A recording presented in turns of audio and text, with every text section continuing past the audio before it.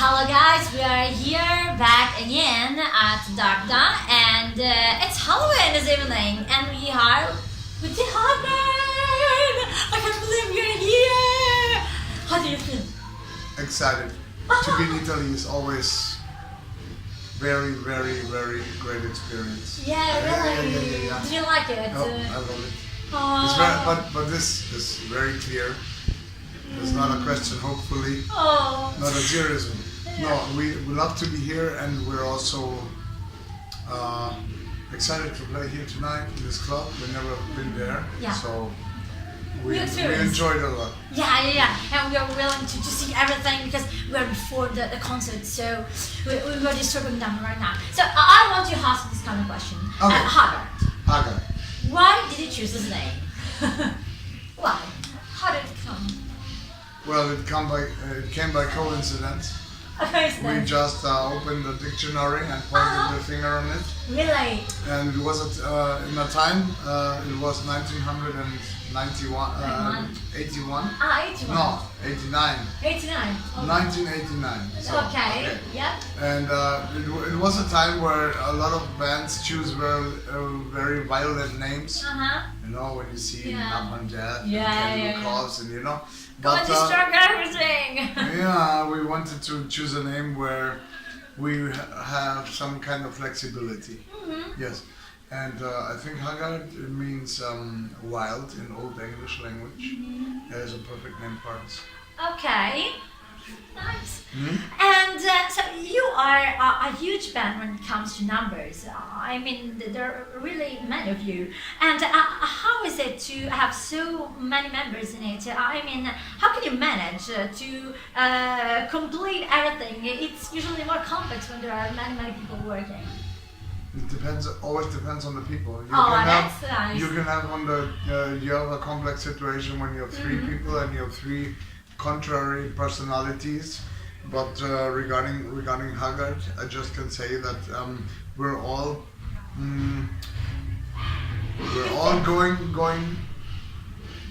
in one direction, and we definitely fit together. Different personalities, but you know, the human level is the same. Okay. And this is the secret key. Yeah, definitely. So we had shows where we were 25 people. We had shows where you know. Yes. So it's not a matter of people numbers or the number. I think it's a matter of personality and respect, and this is 100% haggard. Yeah, that's really beautiful to hear. And when it comes to the making of the tracks, the music, do you all take part, are involved in the process, or there are some people who are more accustomed to some stuff? No, in the main process not. I'm doing the main process, and of course we sit together then and discuss because you know. We have a lot of musical knowledge in haggard, so it would be very not clever, well unclever for me to finish everything and to carve it in stone. It's just the concept, the lyrics, the melodies and stuff like that. But for example, the piano parts, I cannot write them as I'm no piano, as I'm no pianist, so I need a piano player for this. So everybody brings its skills into haggard.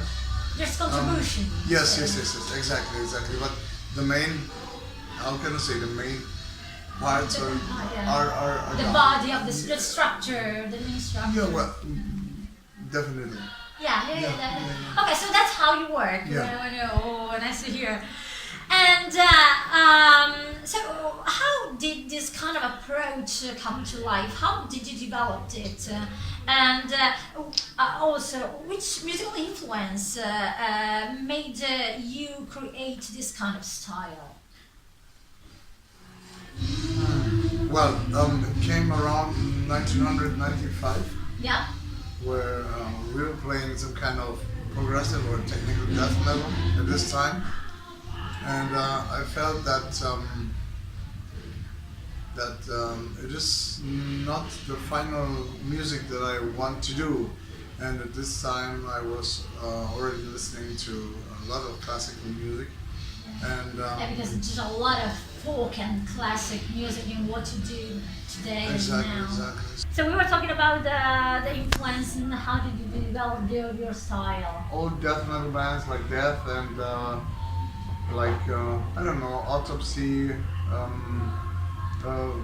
a lot of US death metal bands, mainly old bands, classical music, Okay. medieval music, the whole range from Vienna classicism to How can you Renaissance. manage to mix so many and so different kind of styles?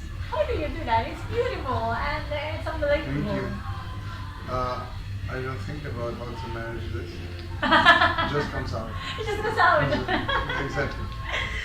And so you began in the I knew 91, but it was 89. 89. Okay. Originally 89. Originally 89. And so we are now in 2018. How many transformations have occurred to come where we are now? I think one. One main. Just No, one. no, two. Two. We started like mainly playing metal Mm-hmm. in 89, and then in 95 we met with our piano player Hans. Well, it was pretty early, so he's this is now 23 years when I count. Yeah. So he gave us also a lot of, how can I say, it's mainly why we work with a lot of piano parts and everything. Why piano is really also taking a big part in haggard.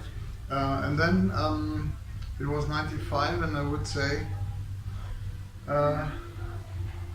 96 was the next big break, because then I decided to put a lot of musicians in haggard, and this was the main switch then to the lineup that it's today. And since then, I think there were like 200 people into haggard, or maybe more, maybe 250 different musicians, but it's worth it. And it was not a concept. It was just the need to, I was not planning it. It was just a necessary action regarding the composings, and we had the option also to use sequencers and to use, I don't know, all kind of MIDI stuff, but I never was a fan of that, honestly, because you can hear that it's no real. It's something different, a lot. Also live, I mean, I know the bands who play with this MIDI classical stuff. Yeah. They are forced to compose in a way where they have to entertain the people. So it means they have an intro, a classical intro, but then, for example, when we have a part like taking 2 minutes, a classical part, they cannot be on stage just with a sequencer playing and doing nothing. Yeah, of course. We have the musicians, so they are playing. You can watch, you can feel, you can see. On the stage is totally different. It's completely different. So it's not about the fact that you have more value than like a 4-people band. It's not about the fact that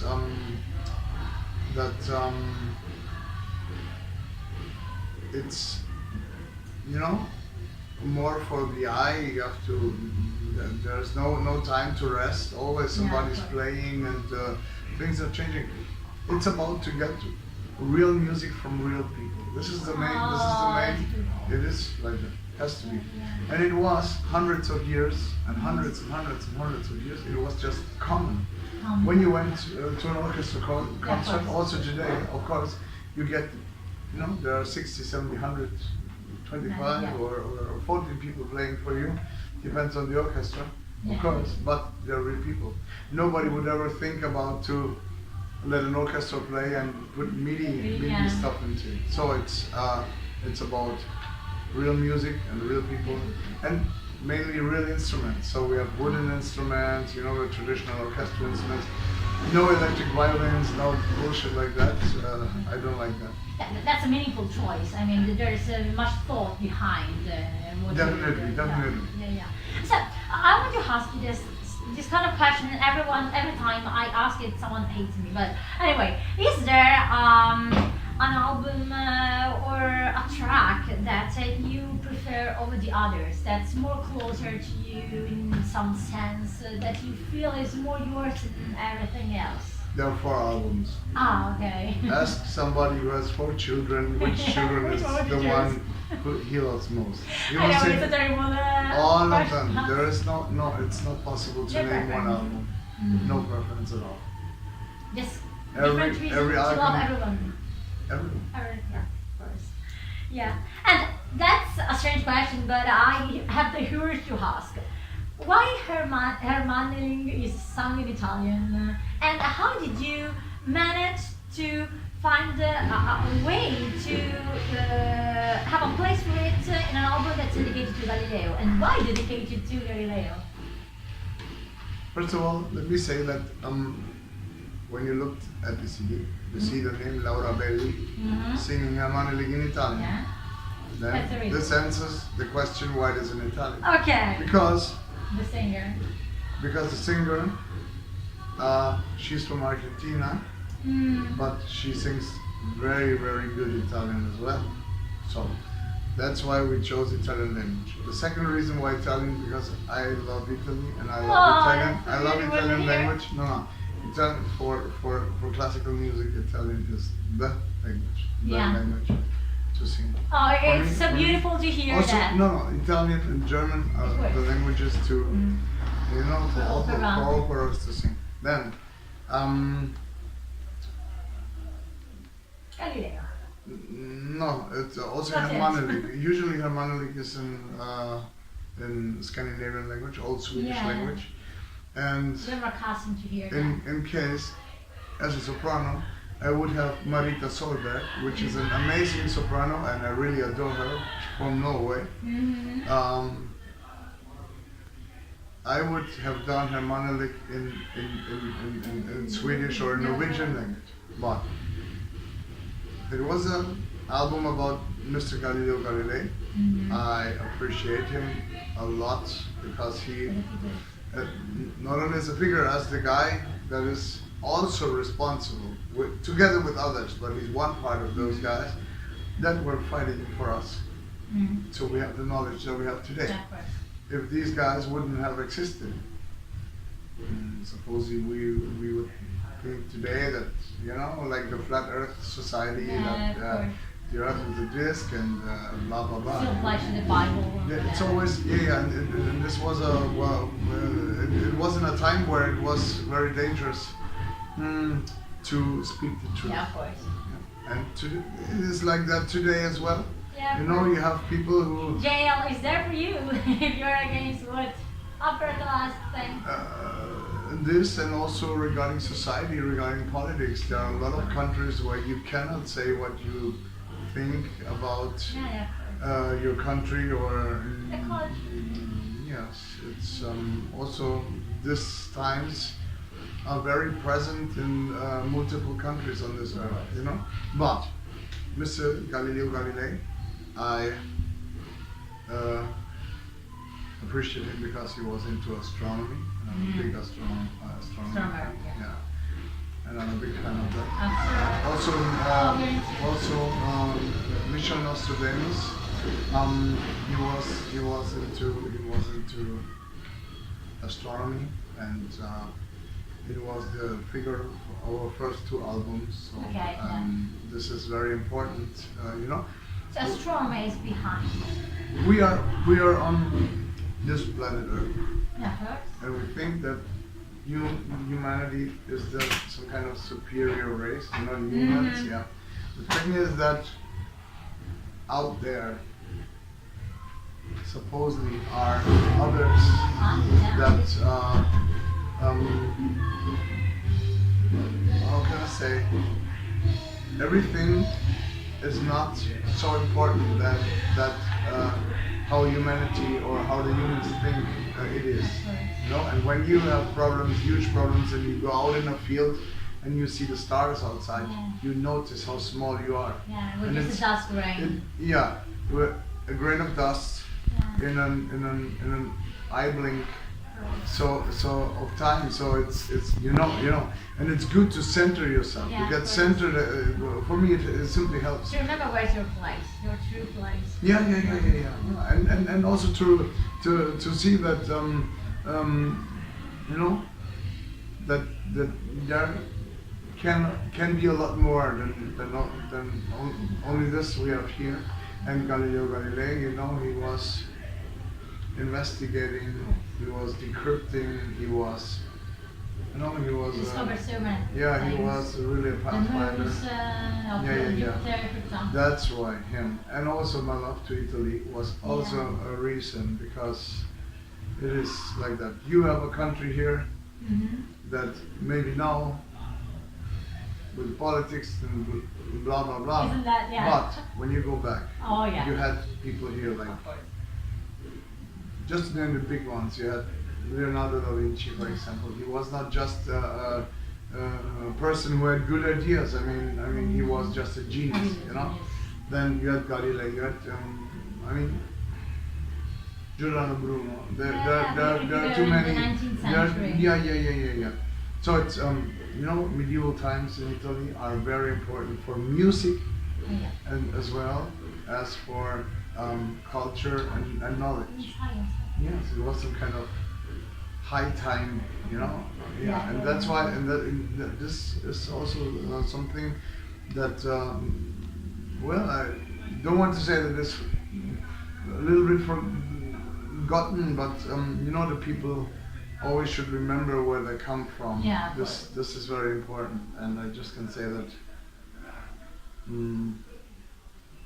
The land of Galilee, for me, is a beautiful, very beautiful country with beautiful people. No, it's a beautiful don't do that. I'm just saying the truth. It's nothing to. But it's beautiful to hear. It's beautiful to hear, because to see the country that's appreciated for what it was, for what it came, that it is recognized for the value. Okay, but these are the times. These are the situations in a time where. How can I say? I mean, the European Union nowadays, it is a union, and every country is somehow fighting for itself. Okay, the most important is that it stays together. Yeah. Because also the stuff with the money, the euro.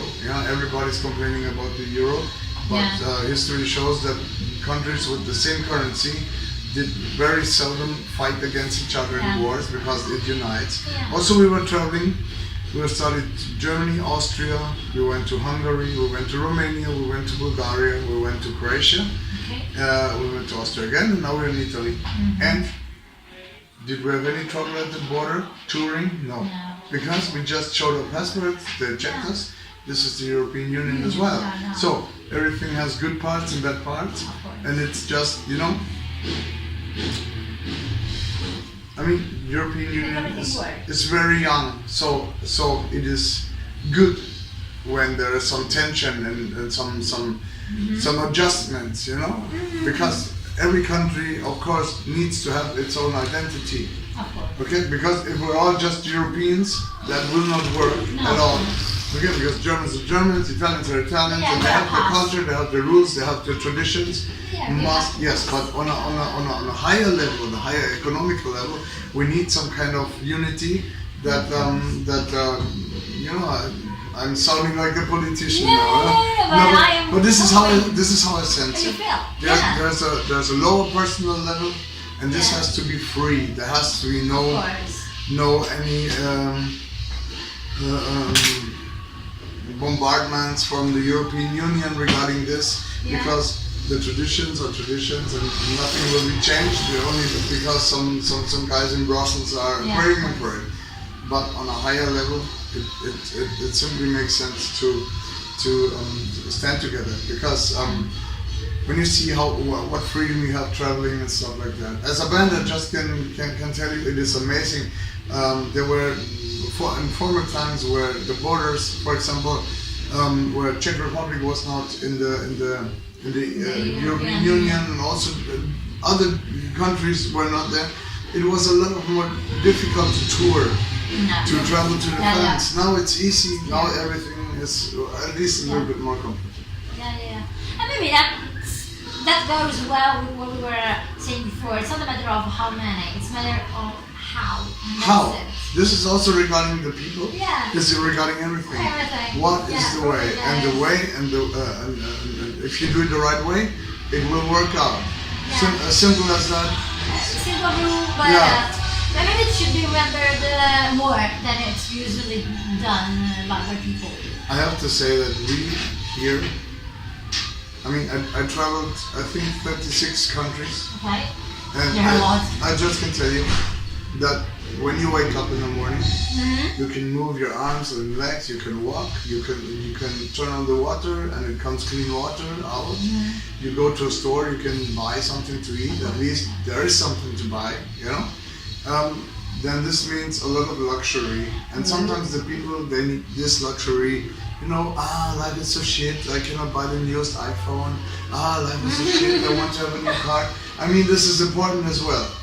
But sometimes the basics of thankfulness, of appreciation just for the very basic things that we have here. After the Second World War, there's like a long period that we were allowed to have peace as well. This is something that I always keep in mind, and traveling to other countries, I just can tell you, it is not for granted. What we have here, it is not for granted. And that's also something, like, this is general my credo in life. Nothing is for granted. So also the little things matter, you know, and also regarding the musicians, I'm so thankful for the experience that I am allowed to make with them, with all of the personalities, and it's a good way. Yeah, I really like that. And so, last question is, what can we expect for the future? Next year, new music. Ooh. Together with 30 years of Haggard. Yeah. There will be specials. We will be on tour. I think that now it's already worldwide around 80 concerts that we have. I think they're gonna be like, you know, not in a row, but during the next 1-2 years there will be a lot of live presence of Haggard. Also Italia. Yeah! You're so happy. Yes, there will be the new CD about the Brothers Grimm. Finally, we have our own record label now, and we do some kind. We have the control about how our music. Getting about the marketing, about the publishing, everything, and it's reasonable. I'm doing 30 years Haggard now, and at a certain point, you need to have the control about your own music. Definitely, and That's great spoilers. We're so happy to hear everything. Yeah. So thank you so much. You were so great. Your words were really inspiring. I have to thank you, and sorry for being a little bit tired. I have to say, of course. You hear it in my voice. Yeah. Because I'm also doing the tour management in the tour, and I have to speak the whole day and sing 2 hours in the evening. I'm a teacher, so I can understand what does it mean to talk all day with people and explain again and again. Yeah. I just could say, Gallery voice works a lot. Best friend. Fantastic. Is best friend? Yeah, that was right. Okay. No. So, have a rest now. It was a pleasure. Yeah, it was a pleasure for me. And so, thank you so much. And we will see you later on the stage. Bye bye.